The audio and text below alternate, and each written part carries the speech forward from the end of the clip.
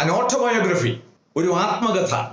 66 detective novels എഴുതി ലോകമെമ്പാടുമുള്ള വായനക്കാരെ അരനൂറ്റാണ്ടുകാലം സസ്പെൻസിന്റെ മുൾമുനയിൽ നിർത്തിയ വിശ്വവിഖ്യാതയായ ഇംഗ്ലീഷ് ഡിറ്റക്റ്റീവ് നോവലിസ്റ്റ് അഗഥ ക്രിസ്റ്റി അവരുടെ ആത്മകഥയാണ് ആൻ ഓട്ടോബയോഗ്രഫി.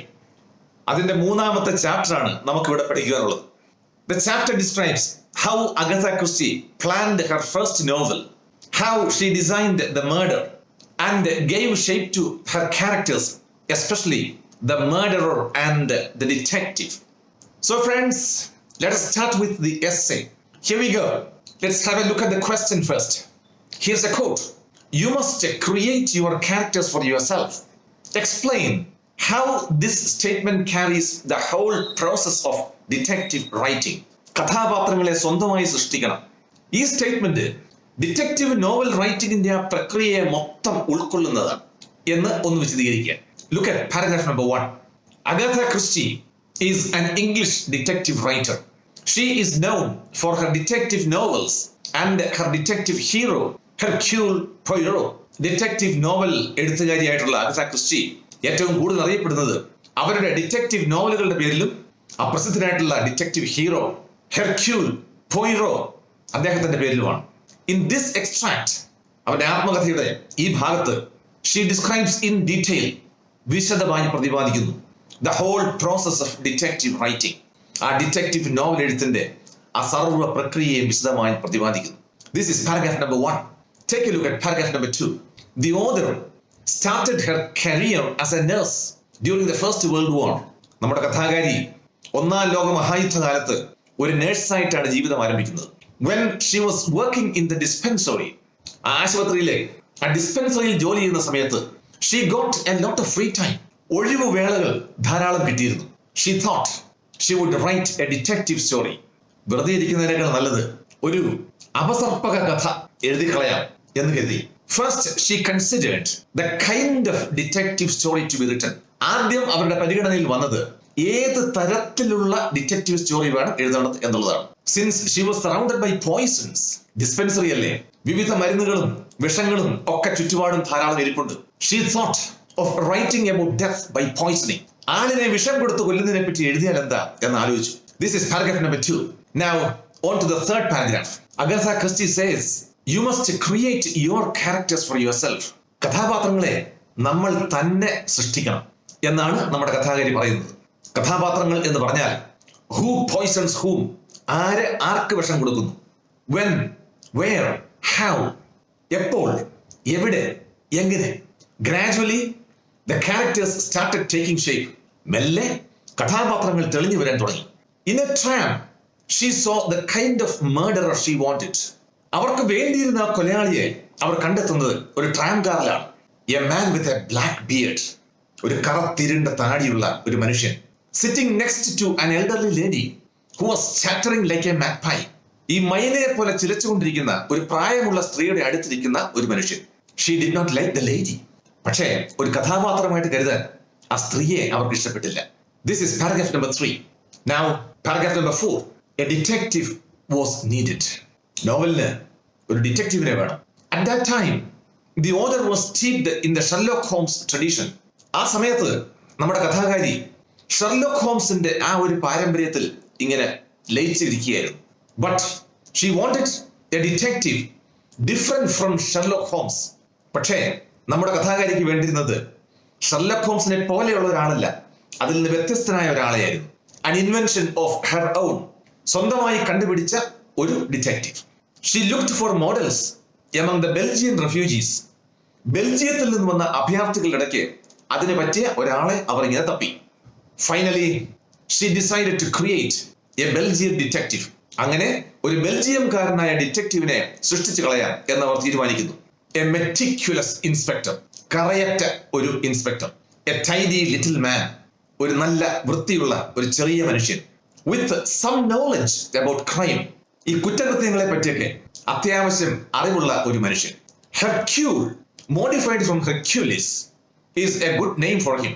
പേര് തപ്പി ഹെർക്കുലീസ് ചെറുതായിട്ടൊന്ന് മോഡിഫൈ ചെയ്ത് ഹെർക്യൂൾ എന്ന ഒരു പേര് കണ്ടുപിടിച്ചു. His last name, Poirot, she got from newspaper. ഒരു ന്യൂസ് പേപ്പറിൽ നിന്ന് അവന്റെ രണ്ടാമത്തെ പേരും കണ്ടെത്തി. പോയിറോ. ഓർക്കുക, it's a German name. So Hercule Poirot was her detective. അങ്ങനെ ഹെർക്യൂൾ പോയിറോ എന്ന് പേരായ ഡിറ്റക്റ്റീവ് ജന്മമെടുത്തു. She felt she could begin to write. അങ്ങനെ നോവൽ എഴുതിക്കളയാം എന്ന ഒരു ആത്മവിശ്വാസം അവർക്കുണ്ടായി. This is paragraph number 4. Now friends, the last paragraph, paragraph number 5. The quoted passage is the mantra of the entire process of creating detective fiction. Detective novel സൃഷ്ടിക്കുന്ന ആ ഒരു പ്രക്രിയ, അതിനെ സംബന്ധിക്കുന്ന മന്ത്രവാചകമാണ് ഈ ചോദ്യത്തിനകത്തുള്ള ആ ഒരു passage. It is A mark of her mystery loving and adventurous spirit. നമ്മുടെ കഥാകാരിയുടെ ആ രഹസ്യാത്മക കാര്യങ്ങളോടുള്ള സ്നേഹവും ആ സാഹസികതയുമാണ് ഇത് കാണിക്കുന്നത്. Friends, this is the essay. Now, paragraph questions. Question number 1. This excerpt is about the process of creating detective fiction. Comment. നമുക്ക് ഈ പഠിക്കാനുള്ള പാഠഭാഗം ഈ ഡിറ്റക്റ്റീവ് നോവൽ സൃഷ്ടിക്കുന്നതുമായിട്ട് ബന്ധപ്പെട്ടുള്ള ആ പ്രക്രിയയെ സംബന്ധിച്ചാണ് അഭിപ്രായം പറയുക. Look at the answer. This extract is about the process of creating detective fiction. അതെ, ആ ഒരു പ്രക്രിയയെ പറ്റി തന്നെയാണ്. Agatha Christie served as a nurse during the First World War. ഒന്നാം ലോക മഹായുദ്ധകാലത്ത് ഒരു നേഴ്സായിട്ട് അവർ ജോലി തുടങ്ങി. When she was working in the dispensary, ആശുപത്രിയിൽ ഡിസ്പെൻസറിയിൽ ജോലി ചെയ്തിരുന്ന കാലത്ത് she got a lot of free time. അവർക്ക് ധാരാളം വിശ്രമ വേളകൾ കിട്ടി, ജോലിയില്ലാത്ത സമയം. She thought of writing a detective story. അപ്പോൾ ഒരു ഡിറ്റക്റ്റീവ് സ്റ്റോറി എഴുതിയാൽ എന്താ എന്ന ആശയം മനസ്സിൽ വന്നു. First, she thought about the kind of detective story. ആദ്യം ഏത് തരത്തിലുള്ള കഥ വേണം എഴുതേണ്ടത് എന്നതിനെപ്പറ്റി ആലോചിച്ചു. Since she was surrounded by poisons, അവിടെ ആ ഡിസ്പെൻസറിയിൽ ചുറ്റുപാടും ഉള്ളത് മുഴുവൻ മരുന്നും വിഷങ്ങളും ഒക്കെ ആയതുകൊണ്ട് she thought of writing about death by poisoning. വിഷം കൊടുത്ത് കൊല്ലുന്നതിനെ പറ്റി എഴുതിയാൽ എന്താ എന്നാലോചിച്ചു. It was full of possibilities. അങ്ങനെ ഒരു സംഭവത്തിന് ഒരുപാട് സാധ്യതകൾ ഉണ്ടായിരുന്നു. Then she thought about the characters. പിന്നെ ആലോചിച്ചത് കഥാപാത്രങ്ങൾ സൃഷ്ടിക്കുന്നതിനെ പറ്റിയാണ്. Her detective should not be like Sherlock Holmes. അവരുടെ ഏറ്റവും പ്രധാനപ്പെട്ട കഥാപാത്രമായ ഡിറ്റക്റ്റീവ് ഷെർലോക്ക് ഹോംസിനെ പോലെ ആവാൻ പാടില്ല. She would invent her own detective. അവർ സ്വന്തം ഡിറ്റക്റ്റീവിനെ സൃഷ്ടിക്കാൻ തീരുമാനിച്ചു. This is answer to paragraph question number 1. Now question 2. Is the author steeped into the Sherlock Holmes tradition? What kind of questions come across her mind? നമ്മുടെ കഥാകാരി ആ Sherlock ഹോംസിന്റെ ആ ഒരു പാരമ്പര്യത്തിൽ വീണ് കിടക്കുകയാണോ? ഇതുമായിട്ട് ബന്ധപ്പെട്ട് ഈ ഡിറ്റക്റ്റീവിനെ സൃഷ്ടിക്കുന്നതുമായിട്ട് ബന്ധപ്പെട്ട് ഏത് തരത്തിലുള്ള ചോദ്യങ്ങളാണ് അവരുടെ മനസ്സിൽ കൂടെ പോയത്? Look at the answer. At that time, ആ സമയത്ത് Agatha Christie's mind was set in the Sherlock Holmes tradition. അവരുടെ മനസ്സ് ഏതാണ്ട് ആ ഷെർലോക്ക് ഹോംസിന്റെ ഒരു പാരമ്പര്യത്തിൽ തന്നെ ആയിരുന്നു ആ സമയത്ത്. She thought of creating detectives. Detective സ്റ്റോറിയിൽ ഡിറ്റക്റ്റീവ് വേണമല്ലോ. അങ്ങനെ ഒരു കഥാപാത്രത്തിനെ സൃഷ്ടിക്കുന്നതിനെ പറ്റി അവർ ആലോചിച്ചു. But not like Sherlock Holmes. പക്ഷെ ഡിറ്റക്റ്റീവ് ഷെർലോക്ക് ഹോംസിനെ പോലെ ആവാൻ പാടില്ല. പിന്നെയോ she thought she would invent her own detective. സ്വന്തം ഡിറ്റക്റ്റീവിനെ സൃഷ്ടിച്ചു കളയാം എന്നവർ തീരുമാനിച്ചു. She thought about who should murder whom. ആരെ കൊല്ലണം എന്ന് ചിന്തിക്കാൻ തുടങ്ങി. A husband murdering his wife. ഒരു ഭർത്താവ് ഭാര്യയെ കൊല്ലണോ? The author stops thinking about real people. യഥാർത്ഥ ആളുകളെ പറ്റി അവർ ചിന്തിക്കുന്നത് നിർത്തി. Because the man she knew would never murder anybody. കാരണം അവർക്കറിയാവുന്നയാള് ഒരു പാവമാ, ഒരിക്കലും ഒരു മനുഷ്യനെയും കൊല്ലില്ല. It must be done by somebody obvious. ആ കൊലപാതകം നടത്തേണ്ടത് ശരിക്കും വ്യക്തമായി അറിയാവുന്ന ആരെങ്കിലും ആയിരിക്കണം എന്നവർ തീരുമാനിച്ചു. At the same time, not obvious. എന്നാൽ വ്യക്തമായിട്ട് അറിയാവുന്ന ആളായിരിക്കാനും പാടില്ല. കാരണം നമുക്കറിയാം, suspense. The murderer must be a sinister looking man with a black beard. ആ കൊലപാതകി കറുത്ത താടിയുള്ള ഒരു അശ്ലീലകരമാണ്, കണ്ടാൽ യാതൊരു വർക്കത്തുമില്ലാത്ത ഒരു മനുഷ്യൻ. She considered some of her acquaintances in the neighborhood. ചുറ്റുപാടുമുള്ള ചില പരിചയക്കാരെ ഒരു മോഡലായിട്ട് അവർ പരിഗണിച്ചു. Then she looked for models in a tram. അത് ഉപേക്ഷിച്ചിട്ട് പിന്നീട് ഒരു ട്രാം കാറിൽ ഈ കൊലപാതകയ്ക്ക് പറ്റിയ മോഡൽസിനെ അന്വേഷിക്കാൻ തുടങ്ങി. This is question number 2. Now, paragraph question number 3. I saw the murderer now. ഞാൻ കൊലപാതകിയെ കണ്ടു. എന്ന് പറഞ്ഞാൽ മനസ്സിൽ കൊലപാതകിയുടെ രൂപം തെളിഞ്ഞു വന്നു എന്നർത്ഥം. What are the characteristic features the author expected for the murder? ആ കൊലപാതകി ഏത് തരത്തിലുള്ള ആളായിരിക്കണം എന്നാണ് അവർ കരുതിയത്? ഇതാണ് ചോദ്യം. The murderer would have to be sinister looking. കണ്ടാൽ ഒരു ദുശ്ശകുനം നിറഞ്ഞ ഒരു അശ്ലീലകരമായ മനുഷ്യനായിരിക്കണം. He would have a black beard. ഒരു കറുത്ത താടി ഉണ്ടായിരിക്കണം. The author had some acquaintances living near her. ഏതാണ്ട് അതിനു പറ്റിയ ചില പരിചയക്കാർ ചുറ്റുപാടും ഉണ്ടായിരുന്നു. The husband had a black beard. ഈ അറിയാവുന്ന ആളുകളിൽ ആ ഭർത്താവിന് ഒരു കറുത്ത താടി ഉണ്ടായിരുന്നു. And his wife was very rich. അദ്ദേഹത്തിന്റെ ഭാര്യ ഭയങ്കര കാശുകാരിയായിരുന്നു. But older than him. പക്ഷേ അവനേക്കാൾ കൂടുതൽ പ്രായമുണ്ട്. The author stops thinking about real people. ഓ, ഇത് ശരിയാവത്തില്ല എന്ന് കരുതി അങ്ങനെ ചുറ്റുപാടുമുള്ള യഥാർത്ഥ ആളുകളെ പറ്റി ചിന്തിക്കുന്നത് നിർത്തി. Because the man she knew would never murder anybody. കാരണം അവർക്കറിയാവുന്നയാൾ ഒരിക്കലും ഒരു മനുഷ്യനെയും കൊല്ലില്ല. Then she decided to create her own characters. പിന്നീട് സ്വന്തം കഥാപാത്രങ്ങളെ സൃഷ്ടിച്ചു കളയാം എന്നവർ തീരുമാനിക്കുന്നു. She looked for models in a tram. ഒരു ട്രാം കാറിൽ ഇതിനെ പറ്റിയ മോഡൽസിനെ അവർ അന്വേഷിക്കാൻ തുടങ്ങി. She liked a man with a black beard sitting next to an elderly lady who was chattering like a magpie. ഒരു മൈനയെ പോലെ ചിരിച്ചുകൊണ്ടിരിക്കുന്ന ഒരു പ്രായമുള്ള സ്ത്രീ, അവരോട് ചേർന്നിരിക്കുന്ന ഒരു താടിയുള്ള ഒരു മനുഷ്യനെ അവർക്ക് ഇഷ്ടപ്പെട്ടു. She thought the man would be most suitable. ആ മനുഷ്യൻ ഏറ്റവും പറ്റിയ ആളാണ് എന്ന് അവർ കരുതി. But not the lady. പക്ഷേ സ്ത്രീയെ ഒരു കഥാപാത്രമാക്കാൻ കൊള്ളില്ല. This is answer to question number 3. Now paragraph question number 4. Write how the author at last finds her detective. അവസാനം സ്വന്തം ഡിറ്റക്റ്റീവിനെ എങ്ങനെയാണ് കണ്ടുപിടിക്കുന്നത് എന്ന് പറയുക. Look at the answer. The author required a detective. Novel എഴുതാൻ ഒരു ഡിറ്റക്റ്റീവിനെ ആവശ്യമായിരുന്നു. At that time she was steeped in the Sherlock Holmes tradition. അക്കാലത്ത് പ്രസിദ്ധനായിരുന്ന ആ ഷെർലോക്ക് ഹോംസ് എന്ന ഡിറ്റക്റ്റീവ്, ആ ഒരു പാരമ്പര്യത്തിൽ അവരിങ്ങനെ മുങ്ങിക്കിടക്കുകയായിരുന്നു. Although she liked Sherlock Holmes, Sherlock ഹോംസിനെ ഇഷ്ടമായിരുന്നെങ്കിലും she wanted a different detective. അവർക്ക് ഒരു വ്യത്യസ്തനായ ഡിറ്റക്റ്റീവിനെ വേണമായിരുന്നു. She thought she would invent her own detective. സ്വന്തം ഡിറ്റക്റ്റീവിനെ സൃഷ്ടിച്ചു കളയാം എന്നവർ തീരുമാനിക്കുന്നു. She looked for models among the Belgian refugees. അക്കാലത്ത് ഇംഗ്ലണ്ടിൽ ധാരാളമായി ഉണ്ടായിരുന്ന ബെൽജിയത്തിൽ നിന്ന് വന്നിരുന്ന അഭയാർത്ഥികളിൽ ഡിറ്റക്റ്റീവിന്റെ മോഡലിനെ അവർ അന്വേഷിച്ചു തുടങ്ങി. She decided to make her detective a Belgian. അങ്ങനെ ഒരു ബെൽജിയംകാരനെ സ്വന്തം ഡിറ്റക്റ്റീവ് ആക്കിക്കളയാം എന്നവർ തീരുമാനിക്കുന്നു. An inspector with some knowledge about crime. ഒരു പോലീസ് ഇൻസ്പെക്ടർ, കൊലപാതകങ്ങളെ പറ്റി അത്യാവശ്യം വിവരമുള്ള ഒരു inspector. He would be a meticulous, tidy little man. അദ്ദേഹം നല്ല കറതീർന്ന ഒരു ചെറിയ വൃത്തിയുള്ള മനുഷ്യൻ. He would be very brainy with a grand name. നല്ല ഉഗ്രൻ ഒരു പേരുള്ള നല്ല വിവരമുള്ള ഒരു മനുഷ്യൻ. Hercule, modified from Hercules, would be a good name. അവർ തീരുമാനിക്കുന്നു എന്ത്, ഹെർക്കുലീസ് എന്നുള്ള പേര് ചെറുതായിട്ടൊന്ന് മാറ്റിയിട്ട് Hercule. His last name Poirot she got from newspaper. ആ ഡിറ്റക്റ്റീവിന്റെ രണ്ടാമത്തെ പേരായ പൊയ്റോ അവർക്ക് കിട്ടുന്നത് ഒരു ന്യൂസ് പേപ്പറിൽ നിന്നാണ്. So Hercule Poirot was her detective. അങ്ങനെ അഗഥ ക്രിസ്റ്റിയുടെ പ്രസിദ്ധനായിട്ടുള്ള detective ജന്മമെടുക്കുന്നു, Hercule Poirot. This is paragraph question number 4. Friends, now the last paragraph question number 5. Do you think that the author is searching for an unusual murder story in a usual way?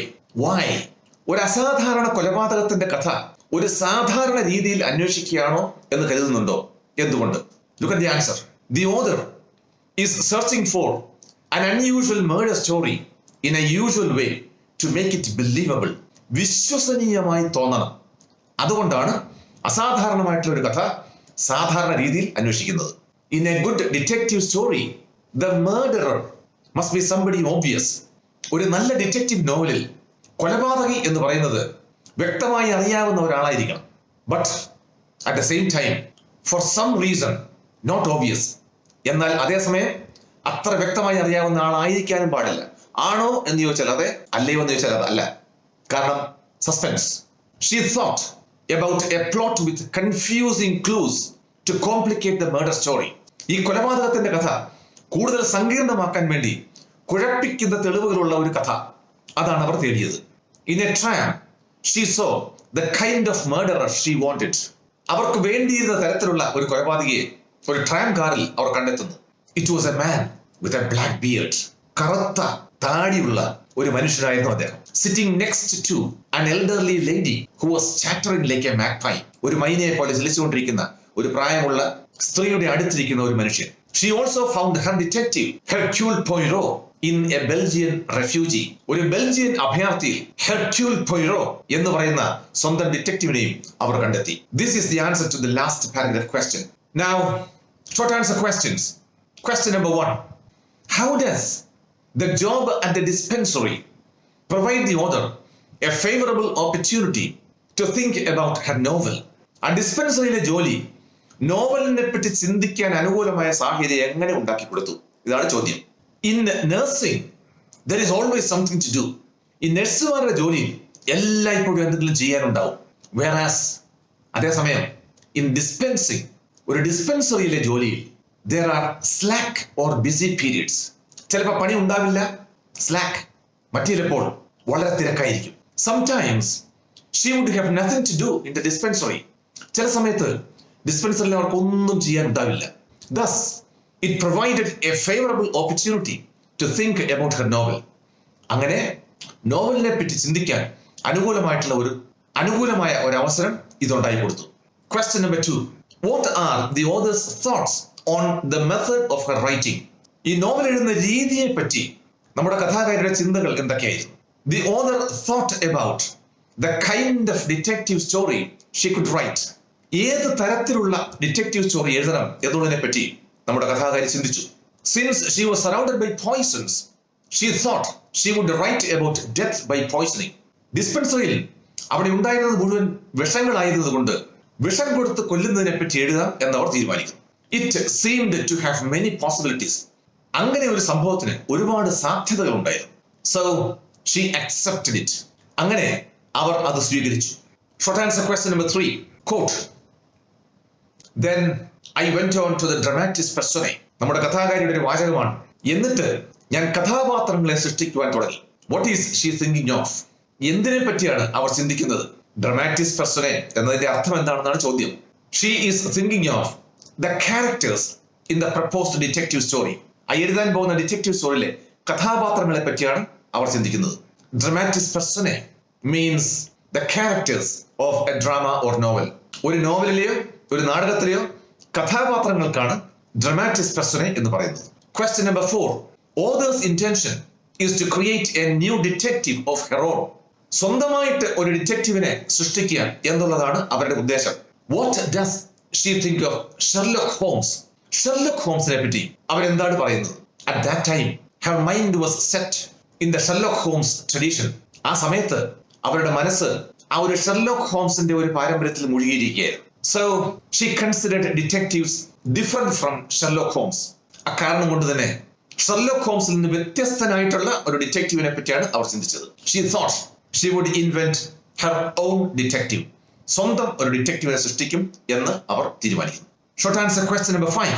According to the author, what is the most usual kind of murder? നമ്മുടെ കഥാകാരിയെ സംബന്ധിച്ച് ഏറ്റവും സാധാരണ രീതിയിലുള്ള കൊലപാതകം എന്താണ്? The most usual kind of murder, according to the author, is a husband murder his wife. ഒരു ഭർത്താവ് അയാളുടെ ഭാര്യയെ കൊല്ലുന്നതാണ് വെറും സാധാരണ രീതിയിലുള്ള ഒരു കൊലപാതകം. Question number 6. Detective stories seem to be obvious and not obvious at the same time. What is Agatha Christie's opinion about this? ഈ ഡിറ്റക്റ്റീവ് കഥകൾ ഒരേ സമയം വ്യക്തതയുള്ളതും അവ്യക്തത ഉള്ളതുമായി കാണപ്പെടുന്നു. ഇതിനെപ്പറ്റി അഗത ക്രിസ്റ്റിയുടെ അഭിപ്രായം എന്താണ്? In a good detective story, the murder must be done by somebody obvious. ഒരു നല്ല കഥയിൽ ഈ കൊലപാതകം വ്യക്തമായി അറിയാവുന്ന ആരെങ്കിലും ഒരാളായിരിക്കണം ചെയ്യുന്നത്. At the same time, it should not be obvious. അതേസമയം അത് അത്ര വ്യക്തതയുള്ളതാകാനും പാടില്ല. That he could not possibly have done it. വ്യക്തമായും ഒരാൾ ചെയ്തതാണെന്ന് തോന്നുകയും വേണം, തോന്നാതിരിക്കുകയും വേണം. Though he had done it, അവൻ തന്നെയാണ് ചെയ്തതെങ്കിലും. കാരണം നമുക്കറിയാം ഡിറ്റക്റ്റീവ് സ്റ്റോറിയുടെ ഹൃദയം എന്ന് പറയുന്നത് സസ്പെൻസ് ആണ്. Question number 7. What are the features of her murderer? നമ്മുടെ കഥാകാരിയുടെ കൊലപാതകിയുടെ ഫീച്ചേഴ്സ് എന്തൊക്കെയാണ്? The murderer has to be a sinister looking man with a black beard. ആ കൊലപാതകി ഒരു ദുശകുനം നിറഞ്ഞ ഒരു അശ്ലീലകരമായിട്ടുള്ള ഒരു മനുഷ്യനായിരിക്കണം, ഒരു കറുത്ത താടിക്കാരൻ. Question number 8. The author identified her characters from her surroundings. Can you cite examples? നമ്മുടെ കഥാകാരി അവരുടെ ചുറ്റുപാടും നിന്നാണ് കഥാപാത്രങ്ങളെ കണ്ടെത്തിയത് എന്നുള്ളതിന് ഉദാഹരണങ്ങൾ പറയാമോ എന്നാണ് ചോദ്യം. The author had some acquaintances living near her. അവർ താമസിക്കുന്ന ചുറ്റുമായി ധാരാളം പരിചയക്കാരുണ്ടായിരുന്നു. The husband had a black beard. അതിൽ ആ ഭർത്താവിന് ഒരു കറുത്ത താടി ഉണ്ടായിരുന്നു. And his wife was very rich. ഭാര്യയ്ക്കോ ധാരാളം കാശുണ്ടായിരുന്നു. But older than him. പക്ഷേ അയാളേക്കാൾ പ്രായമുണ്ടായിരുന്നു. There were also Belgian refugees. അവിടെ ബെൽജിയത്തിൽ നിന്ന് വന്ന ധാരാളം അഭയാർത്ഥികളും ഉണ്ടായിരുന്നു. She thought she would make her detective a Belgian. അവരുടെ ഡിറ്റക്റ്റീവ് ഒരു ബെൽജിയംകാരനായിക്കോട്ടെ എന്ന് അവസാനം അവർ കരുതുന്നു. Short answer question number 9. What makes her stop thinking about real people? ഒരു കൊലപാതകിയായ കഥാപാത്രത്തിന് യഥാർത്ഥ ആളുകൾ വേണ്ട എന്ന് ചിന്തിക്കാൻ എന്താണ് കാരണം? The author stops thinking about real people because the man she knew would never murder anybody. കാരണം അവർക്കറിയാവുന്നയാൾ ഒരിക്കലും ഒരു കൊലപാതകം ചെയ്യില്ല. Friends, here is the last short answer question. Why didn't the wife matter much in her detective story? നമ്മുടെ detective സ്റ്റോറിയിൽ ആ ഭാര്യയെ ഒരു കഥാപാത്രമാക്കാൻ കൊള്ളില്ല എന്ന് വിചാരിക്കാൻ കാരണമെന്ത്? In her detective story, the elderly wife, ആ പ്രായമുള്ള ഭാര്യ, would be murdered more for her money than her character. കാരണം ആ പ്രായമുള്ള ഭാര്യ ഒരുപക്ഷെ കൊല്ലപ്പെടുന്നത് അവരുടെ പണത്തിന് വേണ്ടിയായിരിക്കും, അല്ലാതെ ആ സ്വഭാവം കൊണ്ടല്ല. So the wife did not matter much. അതുകൊണ്ട് ആ ഭാര്യയെ ഒരു കഥാപാത്രത്തിന് കൊള്ളില്ല എന്ന് നമ്മുടെ കഥാകാരി തീരുമാനിക്കുന്നു. So friends, this is all about the agony of scripting a detective story. Thank you for watching this presentation. See you in the next video.